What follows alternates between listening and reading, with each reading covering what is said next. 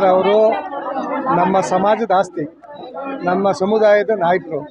ಅವರಿಷ್ಟು ವರ್ಷದ ಜೀವನಾವಧಿಯಲ್ಲಿ ಒಂದು ವರ್ಷವೂ ಕೂಡ ಅವರು ಜನ್ಮದಿನನ ಆಚರಣೆ ಮಾಡ್ಕೊಂಡಿದ್ದಿಲ್ಲ. ನಾವುಗಳು ಕರ್ನಾಟಕ ರಾಜ್ಯ ಸಂವಿಧಾನ ಬಳಗದ ವತಿಯಿಂದ, ಸುನಿಲ್ ಬೋಸ್ ಅವರ ಅಭಿಮಾನಿಗಳ ವತಿಯಿಂದ ಅವ್ರನ್ನ ಒತ್ತಾಯ ಮಾಡೋದು, ಇವತ್ತಿನ ಕಾಲಘಟ್ಟಕ್ಕೆ ಇವೆಲ್ಲ ಅವಶ್ಯಕತೆ ಇದೆ ಅಣ್ಣ, ನಿಮ್ಮಿಂದ ನಾವು ಬೆಳಕಿಗೆ ಬರ್ತೀವಿ, ಪ್ರಚಾರಕ್ಕೆ ಬರ್ತೀವಿ, ನಾವು ಸಮಾಜಮುಖಿ ಕೆಲಸ ಮಾಡ್ತೀವಿ. ಈ BBMP ಅವ್ರಿಗೆಲ್ಲ ಬಟ್ಟೆ ವಿತರಣೆ ಮಾಡ್ತೀವಿ, ಮತ್ತು ದಿನಸಿ ಕಿಟ್ ಕೊಡಬೇಕು, ಅಂದ್ರ ಶಾಲೆಗೆ ಮತ್ತು ಅಂಗವಿಕಲ ಮಕ್ಕಳಿಗೆ ಬಟ್ಟೆ ವಿತರಣೆ ಮತ್ತು ಹಣ್ಣು ಹಂಪಲ ಕೊಡ್ತಿದ್ದೀವಿ.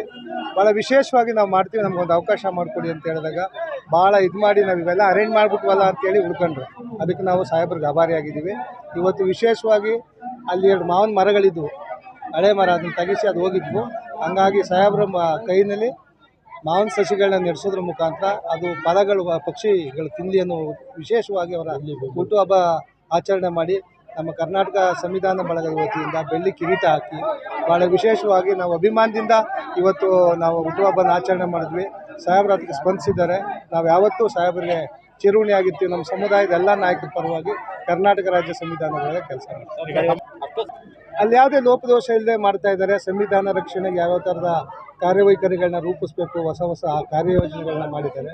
ಈಗಾಗಲೇ ಸಂವಿಧಾನ ಓದುವಂಥ ಪ್ರತಿ ಶಾಲೆಯಲ್ಲಿ ಪ್ರತಿನಿತ್ಯ ಓದೋಕ್ಕೆ ಮಾಡಿದ್ದಾರೆ, ಮಾನವ ಸರಪಳಿ ಮಾಡಿದ್ದಾರೆ.